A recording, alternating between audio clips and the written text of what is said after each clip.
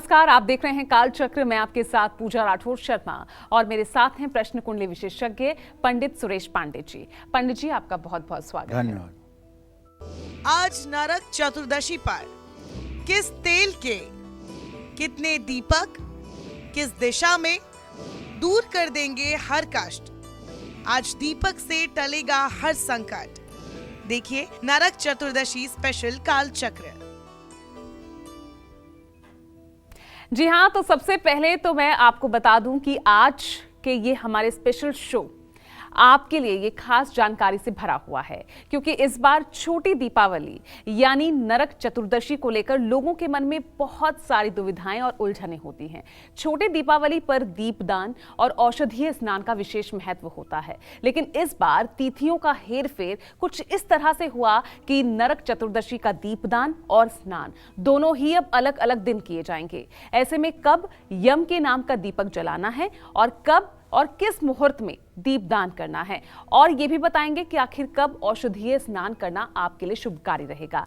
साथ ही आज से लेकर भाई दूज तक कौन कौन से उपाय करने से आपका धन कोष हमेशा बढ़ता जाएगा और दरिद्रता से हमेशा के लिए आपको छुटकारा मिल जाएगा, यही आज काल चक्र में पंडित जी आपको बताने वाले हैं। तो अगर आप भी नरक चतुर्दशी को लेकर थोड़े से भी कंफ्यूज हैं तो ध्यान से देखिएगा आज का ये हमारा स्पेशल शो शुभ नरक चतुर्दशी। इसके अलावा आपके मन में कोई सवाल है, हमसे बात करना चाहते हैं, हमें फोन कीजिए, नंबर नोट कीजिए 0120-665-2411। तो चलिए अपनी चर्चा को शुरू करने से पहले जान लेते हैं आज का शुभ मुहूर्त। बताइए पंडित जी। आज 11 नवंबर 2023 दिन शनिवार। आज कार्तिक कृष्ण पक्ष की त्रयोदशी तिथि है दोपहर 1:57 तक। इसके बाद चतुर्दशी तिथि शुरू हो जाएगी। चित्रा नक्षत्र रात 1:47 तक। इसके बाद स्वाति नक्षत्र शुरू होगा। प्रीति योग शाम 4:59 तक। इसके बाद आयुष्मान योग शुरू होगा। आज नरक चतुर्दशी है और आज मासिक शिवरात्रि भी है। आज के कुछ अशुभ मुहूर्त भी हैं, जैसे शनिवार है तो राहु काल रहेगा सुबह 9 बजे से 10:30 बजे तक, और भद्रा काल रहेगा दोपहर 1:57 से रात 2:25 तक। यमगंड काल रहेगा दोपहर 1:26 से दोपहर 2:47 तक। इन अशुभ समयों में कम से कम यात्रा के लिए प्रस्थान नहीं करना चाहिए। जय मां विंध्यवासिनी। और चलिए, आपने आज का इसी तरह शुभ मुहूर्त जान लिया है, और जैसा कि पंडित जी ने अभी शुभ मुहूर्त में ही बताया कि चतुर्दशी तिथि आज दोपहर 1:57 के बाद शुरू हो रही है। ऐसे में नरक चतुर्दशी में आखिर कब दीपदान करना है, कब उसके बाद हमें औषधीय स्नान करना है, साथ ही इस बार गोवर्धन पूजा और भाई दूज कब है। आइए सबसे पहले पंडित जी से जानते हैं इसी बारे में और जानकारी लेते हैं। तो पंडित जी, मैं जानना चाहूंगी सबसे पहले नरक चतुर्दशी के बारे में, इसका क्या महत्व है और क्यों इस बार इतना तिथियों को लेकर हेरफेर देखने को मिल रहा है। देखो, ऐसा है, इस साल एक पुरुषोत्तम महीना लग गया था, और पुरुषोत्तम महीना लगने के कारण थोड़ा सा जो दिवाली पहले अक्टूबर में हो जाती थी, वो दिवाली इस साल नवंबर में आई है। त्योहार भी थोड़े से पीछे हुए हैं, तिथियों का उलटफेर हुआ है। तो आज नरक चतुर्दशी और छोटी दीपावली दोनों हैं।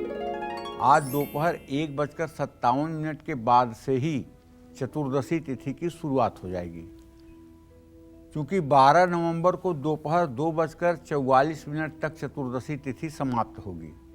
इसलिए दीपावली के समय प्रदोष काल का महत्व होता है। ऐसे में नरक चतुर्दशी का दीपदान आज शाम को ही किया जाएगा। कल सूर्योदय के समय चतुर्दशी तिथि होने के कारण नरक चतुर्दशी का जो अभ्यंग स्नान होता है, औषधीय स्नान होता है, वो किया जाना चाहिए। आज शाम को दीपदान करने का जो शुभ मुहूर्त है वो है शाम 5:29 से शुरू होकर रात 8:07 तक। इस समय आप यमराज के लिए दीप जलाते हैं, घर के दक्षिण दिशा में दीप जलाते हैं, सरसों के तेल का दीप जलाते हैं। इस बार 14 नवंबर को गोवर्धन पूजा है और 15 नवंबर को भाई दूज है। आप कहेंगे 13 नवंबर को क्या है? 13 नवंबर को कुछ भी नहीं है। तो ये तिथियों के घटने बढ़ने के कारण हुआ है। तो ठीक से समझ लीजिए कि नरक चतुर्दशी आज ही है, दीपावली कल 12 तारीख को है और 13 तारीख को कुछ नहीं है, 14 तारीख को अन्नकूट गोवर्धन पूजा है, 15 तारीख को भाई दूज है।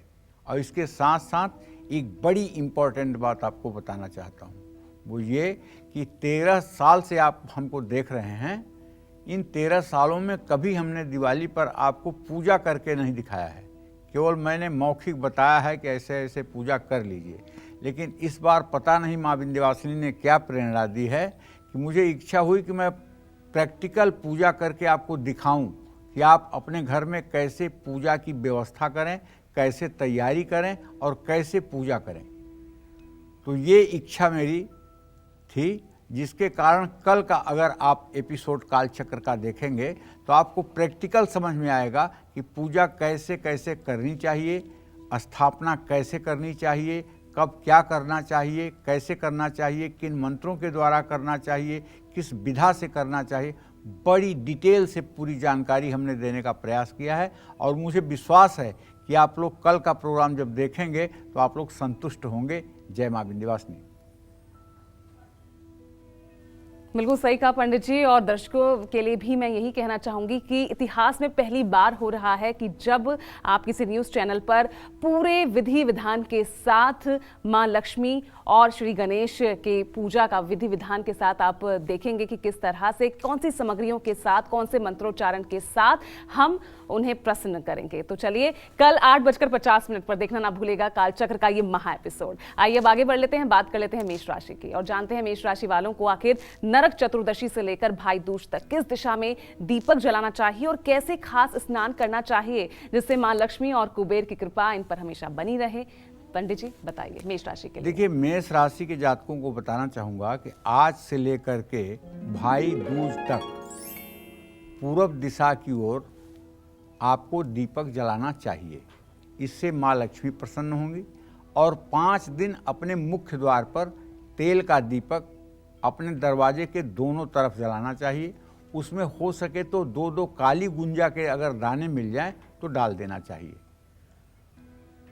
ये मंगल की राशि है। इस राशि के व्यक्तियों को आज से भाई दूज तक पानी में बेल के पेड़ की छाल और चंदन का चूर्ण डाल करके स्नान करना चाहिए। इससे काया निरोगी हो जाती है और अकाल मृत्यु का भय समाप्त हो जाता है। जय मां विंध्यवासिनी। तो नरक चतुर्दशी से जुड़ी और भी तमाम जानकारियां आपको बताएंगे, लेकिन फिलहाल एक कॉलर हमारे साथ जुड़ गई हैं। कालचक्र दर्शक हैं वसुधा मुंबई से। वसुधा जी सवाल पूछिए। हेलो, चरण स्पर्श गुरु जी। हाँ, सदा सुखी रहो बेटा, तेज बोलो। मैं वसुधा बात कर रही हूँ मुंबई से। मेरी बेटी का नाम है हरलीन, उसका डेट ऑफ बर्थ है 1/10/2008। वो पंडित जी अभी 10वीं में है, तो वो कैसे आएगा उसका रिजल्ट और क्या सब्जेक्ट ले, उसका भविष्य बताइए। और उसके पापा का व्यवसाय ठीक नहीं चल रहा है, तो क्या उपाय करे। देखो वसुधा, तुम्हारे पहला प्रश्न तुम्हारे पुत्र के बारे में है। तुम्हारे पुत्र भाव का स्वामी बुध है, उससे द्वितीय सप्तम के स्वामी शुक्र और बृहस्पति हैं। शुक्र और बृहस्पति की स्थिति सदाष्टक योग की है। बेटा तुम्हारा पढ़ाई में मध्यम है, उसको और पढ़ाई में ठीक करने की ज़रूरत है। पढ़ाई में मध्यम है, बहुत कम मन लगाता है, उसको और पढ़ाई में ज़्यादा सीरियस होने के लिए आपको कहना चाहिए। और आपको जब भी संभव हो तो अगर आप मुंबई में रहती हैं तो इसको ले जाकर के सिद्धि विनायक मंदिर में बुधवार के दिन दर्शन पूजन करवाना चाहिए। सिद्धि विनायक मंदिर में दर्शन पूजन करने से इसका विद्या का जो प्रभाव है वो तेज हो जाएगा और ये अपने जीवन में कुछ अच्छा इंसान बनने का प्रयास करेगा। जहाँ तक आपने अपने पति के बारे में प्रश्न पूछा है तो उसके बारे में मैं आपको बता दूं कि देखिए, आपके पति भाव का स्वामी बृहस्पति है, आजीविका भाव का भी स्वामी बृहस्पति है। अब 30 अक्टूबर जो गई है ना, वहाँ से कुछ आपके पति के दिन अच्छे शुरू हुए हैं और आप विश्वास करो बहुत जल्दी आपके पति के काम में काफ़ी हद तक जो है अच्छाई नज़र आएगी। आपको चाहिए कि आप दीपावली पर शाम 6 से 8 बजे के बीच और रात में 12:15 से 2 बजे के बीच श्री सूक्तम और कनक धारा स्त्रोत का पाठ अनवरत करें, घी का दिया जलाकर लक्ष्मी के सामने बैठकर। अगर ऐसा आप करती हैं तो आप विश्वास करिए आपके पति के पुरुषार्थ में 4 चांद लग जाएगा और आपका घर एकदम ऐसा आपको महसूस होगा जैसे नंदन वन, जैसे स्वर्ग। तो आपके घर में हर प्रकार की सुख शांति भी रहेगी। वसुधा जी, इन उपायों को करिए, बड़ा शुभ अवसर है कि दिवाली कल आ रही है और कल आपको ये मौका भगवान दे रहे हैं कि आप ये पूजा करके और अपने सोई किस्मत को जगा सकते हैं। चलिए, शुक्रिया वसुधा जी हमें कॉल करने के लिए। तो नरक चतुर्दशी को लेकर हम चर्चा कर रहे हैं और इससे जुड़ी कुछ भी कंफ्यूजन अगर आपके मन में है तो तुरंत हमें कॉल कीजिए, नंबर्स लगातार फ्लैश हो रहे हैं। चलिए अब बात कर लेते हैं वृषभ राशि की और जानते हैं कि वृषभ राशि वालों को नरक चतुर्दशी से लेकर भाई दूज तक किस दिशा में दीपक जलाना चाहिए और कैसे खास स्नान करना चाहिए जिससे मां लक्ष्मी और कुबेर की कृपा इन पर हमेशा बनी रहे। बताइए पंडित जी, वृषभ राशि के लिए। देखिए, वृषभ राशि के जातकों को बताना चाहूँगा कि आज से लेकर के भाई दूज तक आपको और दीप चाहे जहाँ जलाएं, लेकिन दक्षिण दिशा की तरफ एक दीप जरूर जलाना चाहिए। वृषभ राशि वाले व्यक्तियों को आज से भाई दूज तक इलायची थोड़ी सी मात्रा में पानी में मिला करके स्वयं स्नान करना चाहिए। स्नान करते समय मुंह पूर्व या उत्तर दिशा में रखना चाहिए और हर हर गंगे, हर हर गंगे, हर हर गंगे जितनी बार बोल सकते हैं उतनी बार बोलना चाहिए। यदि आप कहीं गंगा स्नान करने कभी गए हैं तो वो गंगा स्नान का चित्र अपने मन में ले आइए और सोचिए कि मैं गंगा स्नान कर रहा हूँ। हर हर गंगे, हर हर गंगे, ये अगर आप कहेंगे कि आपके पाप ताप नष्ट होंगे और आपका भाग्योदय होगा। और हाँ, 5 दिनों तक लगातार पीपल के 5 पत्तों पर पीला चंदन घिस करके लगा करके उसको बारी बारी से 5 पत्ते अगर आप नदी में प्रवाहित कर दें तो इससे भी आपका रुका हुआ व्यवसाय चल जाएगा, आपकी आर्थिक स्थिति में सुधार हो जाएगा और निश्चित रूप से समाज में आपको सम्मान भी मिलेगा। जय मां विंध्यवासिनी। चलिए, इस बीच एक और कालचक्र दर्शक हमारे साथ जुड़ गई हैं, हरदोई से हैं शिखा। शिखा, सवाल पूछिए। नमस्ते पंडित जी। हाँ, खुश रहिए। पंडित जी, 4 नवंबर को हमारा केवीएस का इंटरव्यू था, तो हमको जानना है। आपकी आवाज नहीं आ रही है शिखा जी, फिर से बोलिए और तेज बोलिए। हमारी डेट ऑफ बर्थ है 25 सितंबर 1995, सुबह 4:45। 4 नवंबर को हमारा केवीएस का इंटरव्यू था, तो पंडित जी इसका क्या रिजल्ट रहेगा? कोई उपाय बताइए जिससे हमारा सिलेक्शन हो जाए। देखो, मंगल और शनि दोनों परस्पर पंचम नवम की स्थिति में बैठे हुए हैं। मुझे तो लग रहा है कि तुम्हारा इंटरव्यू ठीक हुआ है और किसी तरह से तुम्हें सफलता भी मिलनी चाहिए इंटरव्यू में। हमारा तो अनुमान पूर्ण रूपेण यही कह रहा है कि तुम्हें सफलता मिलनी चाहिए और सफलता मिलेगी और बहुत जल्दी इसका शुभ समाचार भी आपको मिलेगा। अगर आप कुछ उपाय करना चाहें तो आपको बता दूं, आप पीपल के नीचे शनिवार की शाम को, माने आज शाम को, कम से कम सरसों के तेल का 7 दिया जला करके और पीपल के पेड़ की 7 परिक्रमा कर लीजिए। इससे आपके मनोकामना की पूर्ति हो जाएगी। जय मां विंध्यवासिनी। चलिए आगे बढ़ते हैं अब चर्चा में और अब जान लेते हैं कि जिन लोगों की आर्थिक स्थिति बेहद कमजोर है, जिनको नौकरी में तरक्की नहीं मिल रही है, ऐसे लोगों को आज खास तौर से नरक चतुर्दशी से लेकर भाई दूज तक क्या खास उपाय करने चाहिए। चलिए जानते हैं पंडित जी से। पंडित जी, आर्थिक स्थिति कमजोर है, नौकरी में प्रमोशन नहीं मिल रहा, डिमोशन हो रहा है, इस तरह की जो समस्याओं से जूझ रहे हैं, वो क्या इन दिनों में खास उपाय कर सकते हैं? देखो, आर्थिक स्थिति कमज़ोर होने के कई कारण होते हैं। एक तो हमारा पूर्व जन्म का प्रारब्ध कमज़ोर है, हमने पूर्व जन्म में दान पुण्य नहीं किया है। अगर महिला हैं तो नवरात्र व्रत नहीं किया है, अगर पुरुष हैं तो आपने शिवरात्रि का व्रत नहीं किया है, कृष्ण जन्माष्टमी का व्रत नहीं किया है, एकादशी का व्रत नहीं किया है, साधु संतों की सेवा नहीं की है, भंडारा नहीं कराया है, लोगों को दान पुण्य नहीं किया है। तो इस जन्म में शून्य प्रारब्ध लेकर हम आते हैं और जिंदगी अभाव में व्यतीत होती है। इसलिए हम कहते हैं कि अभी जो भी समय आपके पास जीवन का है उसमें कुछ अच्छा कर लीजिए। चाहे जितना आपके पास कठिन स्थिति हो उसमें भी आप अवसर निकाल करके कुछ तो अच्छा करिए। अगर आप अच्छा नहीं करेंगे और भगवान के यहाँ आपको जगह नहीं मिली और फिर आवागमन के चक्कर में आप पड़ जाएंगे तो फिर एक बार इस गरीबी और दरिद्रता का दंश झेलना पड़ेगा। ठीक है, तो कहने का मतलब यह है कि अगर आपकी आर्थिक स्थिति बहुत कमज़ोर है तो नरक चतुर्दशी से लेकर भाई दूज तक पानी में बरगद, गूलर, पीपल, आम की छाल उबालकर स्नान करने से माँ लक्ष्मी की कृपा बनी रहेगी। अगर तरक्की नहीं मिल रही है तो नरक चतुर्दशी से लेकर भाई दूज तक पानी में केसर और इलायची डाल करके हर हर गंगे कहते हुए स्नान करना चाहिए। आमदनी नहीं हो रही है तो नरक चतुर्दशी से लेकर भाई दूज तक पानी में थोड़ा सा गाय का गोबर स्पर्श कराकर स्नान करें।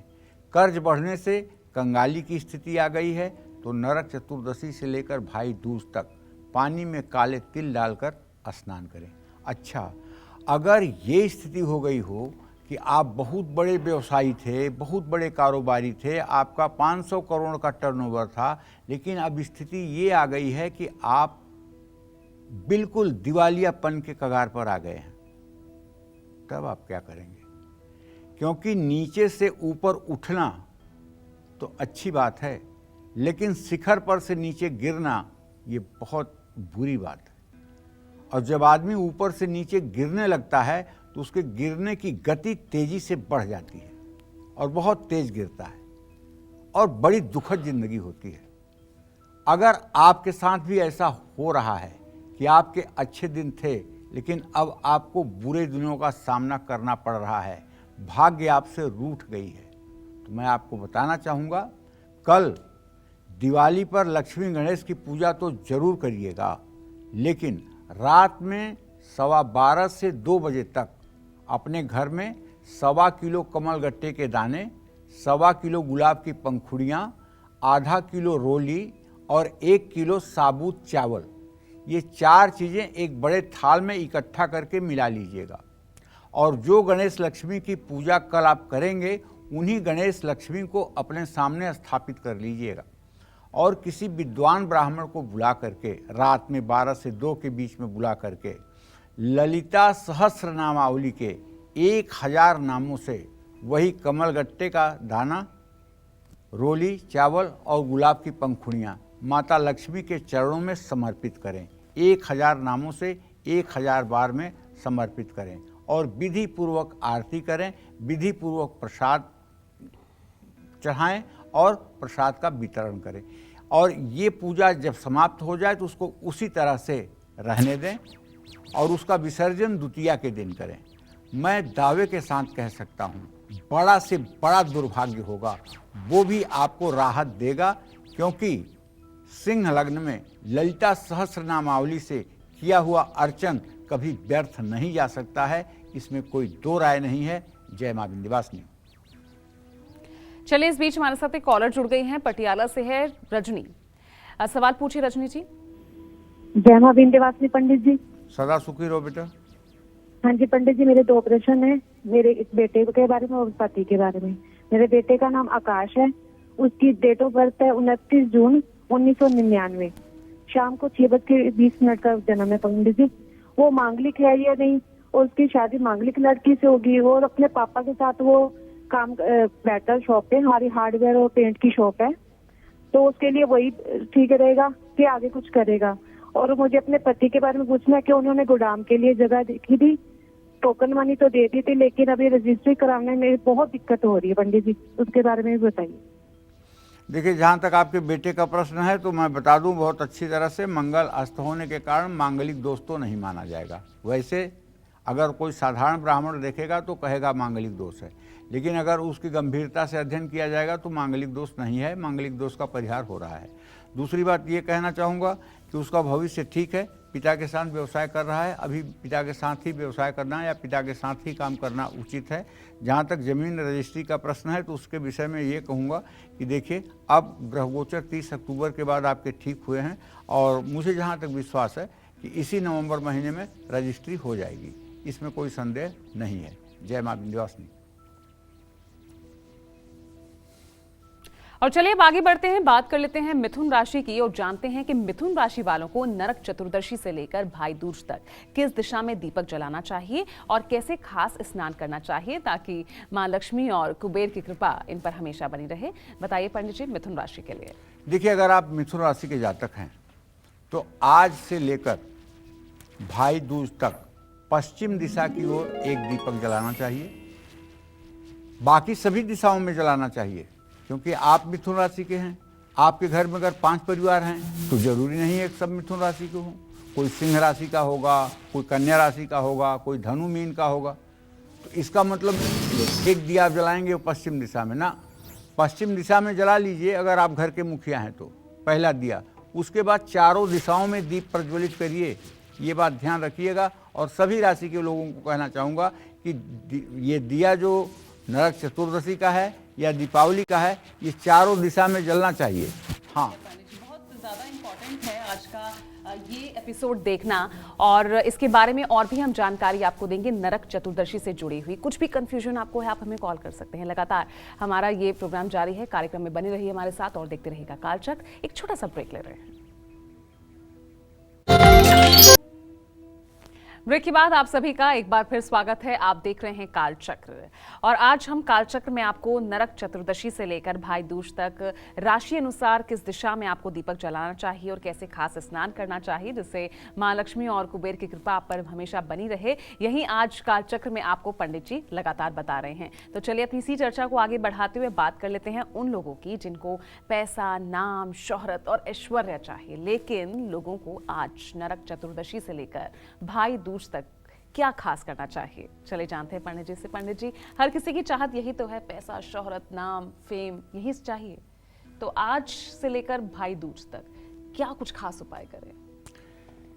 देखो, जीवन में ऐश्वर्य बढ़े, प्रसिद्धि मिले, इसके लिए नरक चतुर्दशी से लेकर भाई दूज तक गूलर के पेड़ की जड़ या फिर केसर ये पानी में डाल करके 5 दिन स्नान करना चाहिए।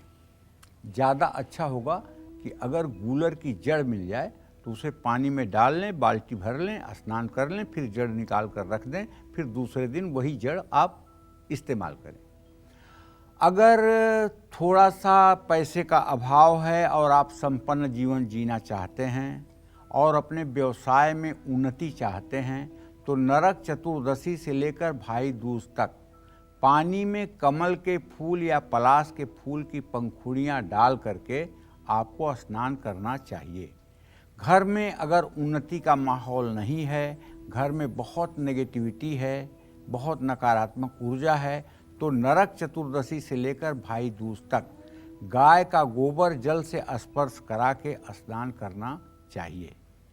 निवेश में लाभ के लिए नरक चतुर्दशी से लेकर भाई दूज तक पानी में थोड़ा सा घी मिला करके स्नान करना चाहिए। देखिए, वैसे अगर आप किसी राशि के जातक हैं तो आप अगर नोट कर सकते हैं तो नोट करिए। लज्जावंती, कूट, खरैटी, कांगनी, नागरमोथा, सरपोंखा, हल्दी और पीली सरसों, ये 9 चीज़ें मिलाकर के कूट लीजिए और इसको 5 लीटर पानी में डालकर उबाल लीजिए। पानी को छान लीजिए और उसको ठंडे जल में मिला करके और उससे स्नान करिए। चाहे आपका जितने दिनों से बीमारी चल रही है, बुखार आपका चाहे महीनों से चल रहा है, खांसी आपकी छोड़ नहीं रही है और दवाइयाँ काम कर रही हैं लेकिन फिर रोग शुरू हो रहा है, तो ये है सर्वौषधि स्नान। इसको कहते हैं सर्व औषधि स्नान।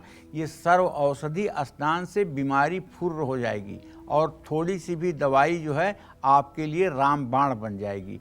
तो आप चाहें तो आज नरक चतुर्दशी पर और कल सुबह अभ्यंग स्नान होगा, कल सुबह इस स्नान को कर सकते हैं।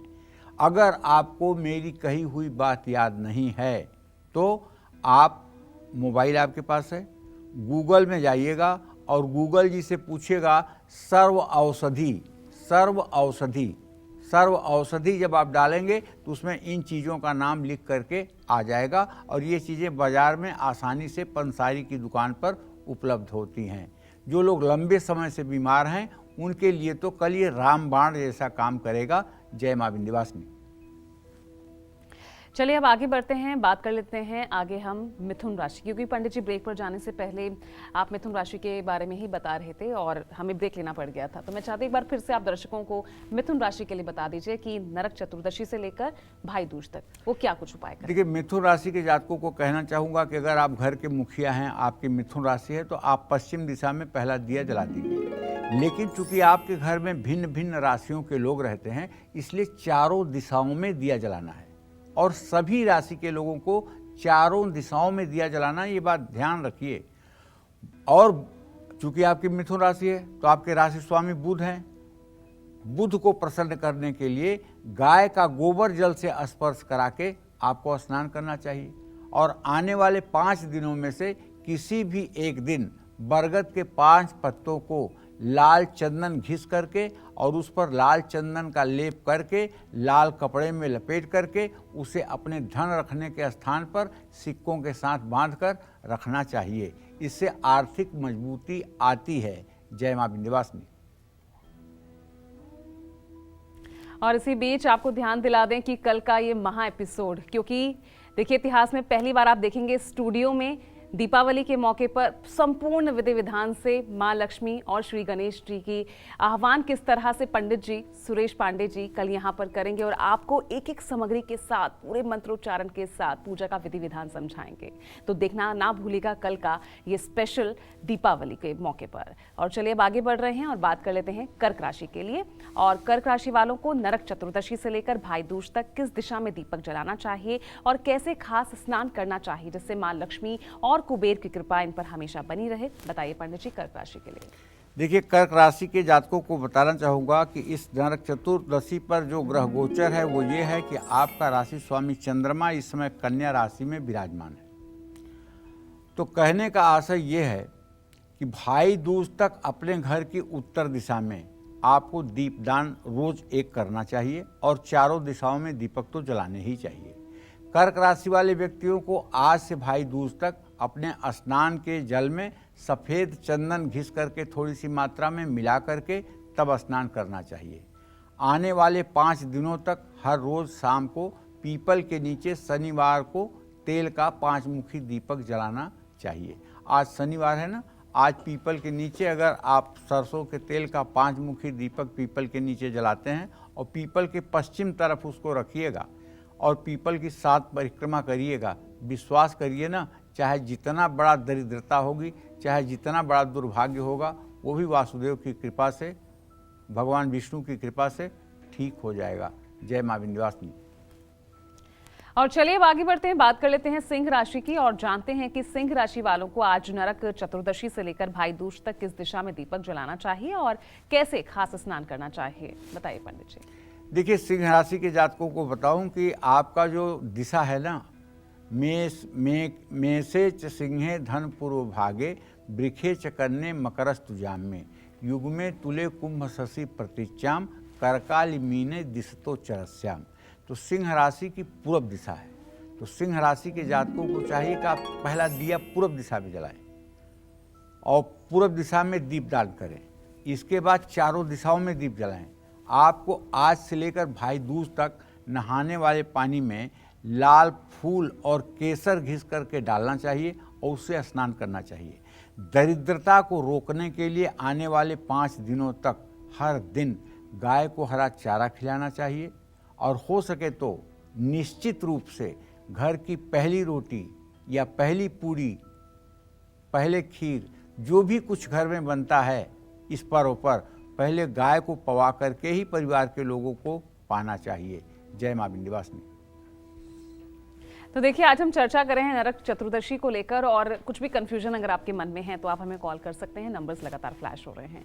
चलिए अब बात कर लेते हैं कन्या राशि की और जानते हैं कन्या राशि वालों को नरक चतुर्दशी से लेकर भाई दूज तक आखिर किस दिशा में दीपक जलाना चाहिए, कैसे खास स्नान करना चाहिए जिससे मां लक्ष्मी और कुबेर की कृपा इन पर हमेशा बनी रहे। पंडित जी, कन्या राशि के लिए क्या कहेंगे? देखिए, कन्या राशि के जातकों को बताना चाहूँगा कि आज से लेकर भाई दूज तक आप पहला दिया दक्षिण दिशा में जला दीजिए। उसके बाद चारों दिशाओं में दीपक प्रज्वलित करिए और गाय का गोबर जल से स्पर्श करा के स्वयं स्नान करिए।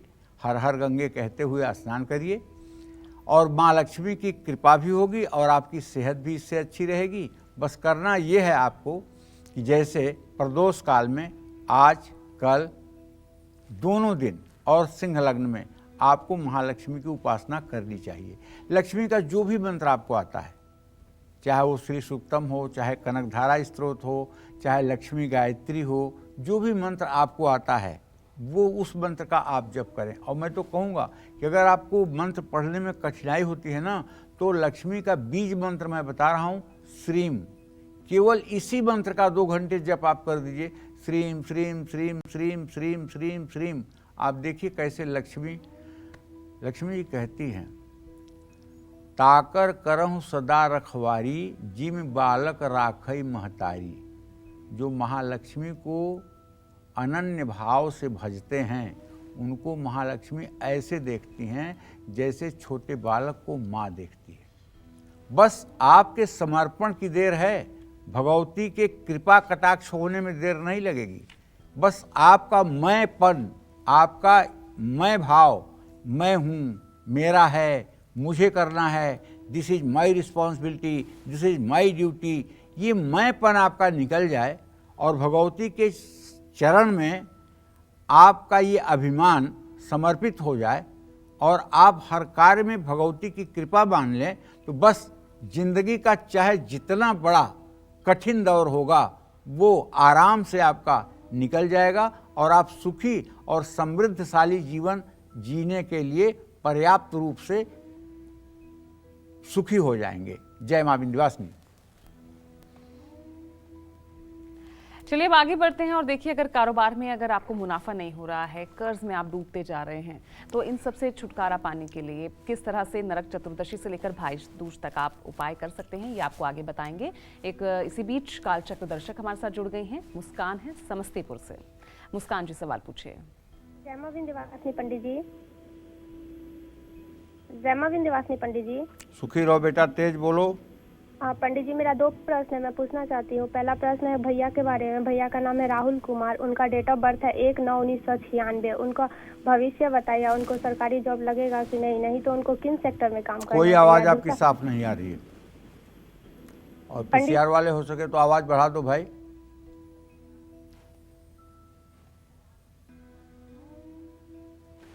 बोलिए मुस्कान। पंडित जी, मेरा 2 प्रश्न है, मैं पूछना चाहती हूँ। हाँ, धीरे धीरे बोलो और तेज बोलो। हाँ, पहला प्रश्न है भैया के बारे में। भैया का नाम है राहुल कुमार, उनका डेट ऑफ बर्थ है 1/9/1996। उनका भविष्य बताइए, उनको सरकारी जॉब लगेगा कि नहीं। और दूसरा प्रश्न है एक अपने बारे में। पंडित जी, मैं और मेरे पूरे परिवार आपसे मिलना चाहते हैं, आपसे मिलकर आपको कुंडली बनवाना चाहते हैं। कुंडली हम लोग का बना हुआ है, लेकिन वो कुंडली सही नहीं है, आप जो बताते हैं वो मैच नहीं करता है, तो आपसे मिलकर आप कुंडली बनवाना चाहते हैं पंडित जी। चलिए ठीक है, मैं पहले प्रश्न का आपके उत्तर देता हूँ। देखिए ऐसा है, पहले प्रश्न का मुस्कान आपके उत्तर ये है कि आपके भैया को नौकरी मिलने की जहाँ तक बात है, बुध और बृहस्पति का षडाष्टक योग बना हुआ है, सरकारी नौकरी का कोई योग नहीं है। बहुत स्पष्ट शब्दों में कह रहा हूँ, अगर अपना समय बर्बाद करना चाहेंगे तो अभी 27 साल के हो गए हैं, ऐसे समय बर्बाद करेंगे, सरकारी नौकरी का कोई योग नहीं है। बैंकिंग के सेक्टर में, प्राइवेट बैंक के सेक्टर में, या इंश्योरेंस के सेक्टर में, या फाइनेंस से जुड़ा कोई डिपार्टमेंट हो, उससे जुड़ी अगर कोई नौकरी कर लेते हैं तो शायद इनके भविष्य के लिए बहुत अच्छा होगा। इससे इनका भविष्य जो है सुधर जाएगा और अपनी जिम्मेदारियों को ये ठीक ढंग से पूरा कर पाएंगे, इसमें कोई दो राय नहीं है। जय मां विंध्यवासिनी।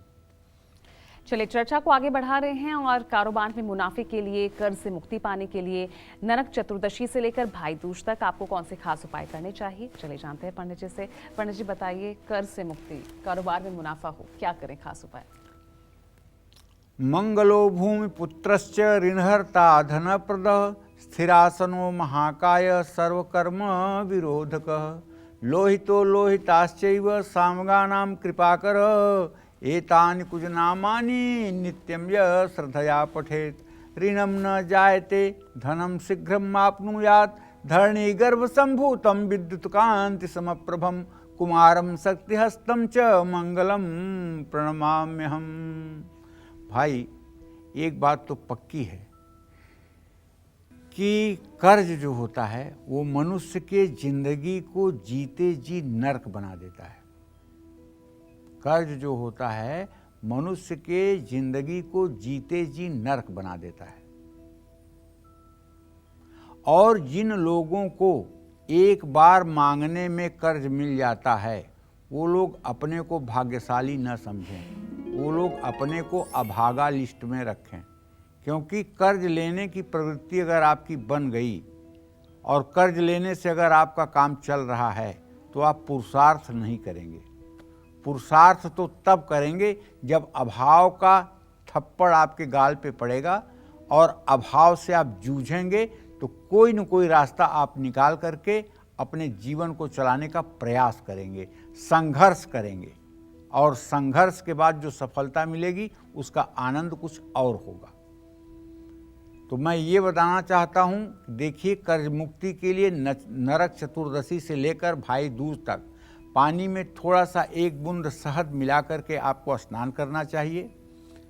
माँ लक्ष्मी का अस्थायी वास घर में हो, इसके लिए नरक चतुर्दशी से लेकर भाई दूज तक तिल पानी में मिलाकर भी स्नान किया जा सकता है। आपके घर में माँ लक्ष्मी की कृपा रहे और आपके परिवार की हर डील पक्की हो, इसके लिए दीपावली के दिन लक्ष्मी पूजन के बाद अपनी तिजोरी में एक मोती शंख आप स्थापित कर सकते हैं। अगर आपको मोती शंख मिल जाए तो उसके ऊपर लाल चंदन लगा करके और लाल कपड़े में लपेट करके जो प्रदोष काल बताया जा रहा है, इसी प्रदोष काल में अपने अलमारी में आप मोती शंख रख सकते हैं। इससे निश्चित रूप से आपका कोष कभी खाली नहीं होगा और आपको हर समय एक अदृश्य शक्ति सतमार्ग दिखाएगी। जय मां विंध्यवासिनी। और चलिए अब आगे बढ़ते हैं, बात कर लेते हैं तुला राशि की और जानते हैं कि तुला राशि वालों को नरक चतुर्दशी से लेकर भाई दूज तक किस दिशा में दीपक जलाना चाहिए और कैसे खास स्नान करना चाहिए जिससे मां लक्ष्मी और कुबेर की कृपा इन पर हमेशा बनी रहे। बताइए पंडित जी, तुला राशि वाले क्या करें? देखिए, तुला राशि के जातकों को बताना चाहूंगा कि आपकी तो पश्चिम दिशा है। ऐसे में आज से लेकर भाई दूज तक आप पश्चिम दिशा में पहला दीपक जरूर जलाइएगा। ऐश्वर्य और धन की प्राप्ति के लिए चारों दिशाओं में दिया जलाइएगा और ऐश्वर्य और धन की प्राप्ति के लिए भाई दूज तक पानी में केसर घोलकर स्नान करिएगा। कर्ज से मुक्ति के लिए आने वाले 5 दिनों तक माँ लक्ष्मी के मंदिर में नारियल समर्पित करिएगा। और एक बात जान लीजिए, कहने का मतलब यह है कि सामान कुछ आपके पास पूजा का कम भी हो सकता है, ज़्यादा भी हो सकता है, लेकिन भाव आपका जो है वो कंजूस नहीं होना चाहिए, वो छोटा नहीं होना चाहिए। भाव आपका विराट होना चाहिए और आपके पूजा में दैन्य भाव होना चाहिए, दीनता होना चाहिए, अहंकार नहीं होना चाहिए। क्योंकि चाहे भगवान कृष्ण हों, चाहे राधा रानी हों, चाहे महालक्ष्मी हों, चाहे विष्णु हो, इन्हें दैन्यता स्वीकार है, इन्हें अहंकार नहीं स्वीकार है। अगर अहंकार स्वीकार होता तो दुर्योधन के राजमहल में 56 प्रकार का भोजन स्वीकार कर लेते, विदुरानी के हाथ का केले का छिलका न खाते। तो इसलिए आप जब महालक्ष्मी की पूजा करने बैठें तो ऐसे मतलब कि जो है, अगर आपकी स्थिति ठीक है तो माँ को खूब ढेर सारा धन्यवाद कहिए, और अगर आपकी स्थिति संतोषजनक नहीं है तो अकेले में माता के सामने अपने सारे कष्टों को जैसे अपनी माँ से कहते हैं वैसे बोल करके कहिए, माँ तुम्हारी जैसी सर्वशक्तिमान का पुत्र होने के बावजूद, पुत्री होने के बावजूद हम अभाव और दरिद्रता की जिंदगी जी रहे हैं। माँ सामर्थ्य दो, सद्बुद्धि दो, सद्मार्ग दिखाओ, जिससे हम जीवन के उद्देश्य को पूरा कर पाएं। अगर आप इस तरह की प्रार्थना करेंगे और कल अगर आप श्री यंत्र की पूजा करके, और ख़ास करके अगर आपके पास स्फटिक का श्री यंत्र है तो उसे पूजा के बाद बाएं हाथ से उठाकर दाहिने हाथ की हथेली पर रख लीजिए और 5 बार बोलिए, हे यंत्रराज, आप हमारे घर से दुख दरिद्रता सदा सदा के लिए मिटा दीजिए। आप हमारे घर से दुख और दरिद्रता सदा सदा के लिए मिटा दीजिए। 5 बार कहिए। कल आप चमत्कार परसों से देखिए। लेकिन कहते समय ये भाव आपके मन में, ये ठसक आपके मन में होनी चाहिए, माँ मेरी है और मैं कह रहा हूँ तो माँ सुन रही है, और सुन रही है तो माँ उस पर रिएक्शन देगी। ये नहीं करे यार पता नहीं कह रहा हूँ माँ सुन भी रही है कि नहीं सुन रही है। जैसा विश्वास वैसा फल मिलेगा, इस बात को समझ लीजिए। एक बात जानते हैं आप, एक आदमी जो है एक इमली के पेड़ के नीचे बैठ करके और तपस्या कर रहा था, और उसी रास्ते से नारद जी जा रहे थे। नारद जी ने पूछा उससे, कह रहे भाई तुम किसके लिए तपस्या कर रहे हो? बोले कि हम तो भगवान विष्णु को प्राप्त करने के लिए तपस्या कर रहे हैं। बोले अच्छा, आप कौन है? बोले मैं तो नारद हूँ, भगवान विष्णु से ही मिलने जा रहा हूँ। कहें तो जरा सा आप उनसे पूछिएगा कि मुझे मतलब कि जो है भगवान विष्णु के दर्शन कब होंगे। नारद ने जा कर के कहा कि महाराज, रास्ते में एक आदमी इमली के पेड़ के नीचे तपस्या कर रहा था और पूछ रहा था कि मुझे प्रभु के दर्शन कब होंगे। तो भगवान ने कहा, देखो इमली के पेड़ में जितने पत्ते हैं उतना जन्म जब वो ले लेगा ना, तब मैं उसे दर्शन दूंगा। अब सोचिए, विशाल का इमली का पेड़, उसमें कितने पत्ते, उतनी बार वो जन्म लेगा। तब नारद बहुत निराश हुए और वापस आने लगे। तो नारद का इंतजार कर रहा था, उसने नारद का रास्ता रोक लिया। क्या कहा प्रभु ने, क्या कहा प्रभु ने? अब नारद बताए ही ना कि ऐसा कहूँगा तो इसका मन छोटा हो जाएगा। तो उसने बहुत जिद पकड़ ली और अपनी कसम दे दी कि आप सच सच बताइए। तो नारद ने कहा, भगवान ने ऐसे कहा। ऐसे कहा भगवान ने? हाँ, कहा कि जितने इमली के पत्ते हैं उतने जन्म लेने के बाद मैं दर्शन दूंगा। उसने कहा, बस भगवान दर्शन देंगे, भगवान दर्शन देंगे कह के पागलों की तरह नाचने लगा, उछलने लगा, कूदने लगा। अरे अब तो भगवान दर्शन देंगे, दर्शन देंगे, दर्शन देंगे, दर्शन। 2 घंटे तक अनवरत वो नाचता रहा, चिल्लाता रहा कि अब तो प्रभु दर्शन देंगे, अब तो प्रभु दर्शन देंगे। और 2 घंटे के बीच ही भगवान विष्णु आकर प्रकट हो जाते हैं और अपना दर्शन देते हैं। तो नारद कहते हैं, महाराज आपने कहा था इमली के पत्तों जैसा जन्म, कहन आपने देखा ही 2 घंटे में, कैसा पागल था। 2 घंटे में 1 सेकंड भी मेरी स्मृति इसको नहीं भूली है, इसलिए मुझे उतने जन्मों से पहले आकर दर्शन देना पड़ा है। तो हमारी भी स्मृति जो है भगवान में हर समय निश्चल होनी चाहिए, इसीलिए मैंने आपको एक छोटी सी कहानी बताई है। जय मां विंध्यवासिनी। और आइए अब आगे बढ़ते हैं, बात कर लेते हैं वृश्चिक राशि की और जानते हैं कि आखिर वृश्चिक राशि वालों को नरक चतुर्दशी से लेकर भाई दूज तक किस दिशा में दीपक जलाना चाहिए, कैसे खास स्नान करना चाहिए जिससे मां लक्ष्मी और कुबेर की कृपा इन पर हमेशा बनी रहे। पंडित जी बताइए वृश्चिक राशि के लिए। देखिए, वृश्चिक राशि के जातकों को बताना चाहूँगा कि आज से लेकर भाई दूज तक पहला दिया जो है घर की उत्तर दिशा में जला दीजिएगा, उसके बाद फिर चारों दिशाओं में दिया जलाइएगा। मंगल ग्रह की प्रसन्नता के लिए आपको आज से लेकर भाई दूज तक लाल फूल पानी में डाल करके स्नान करना चाहिए।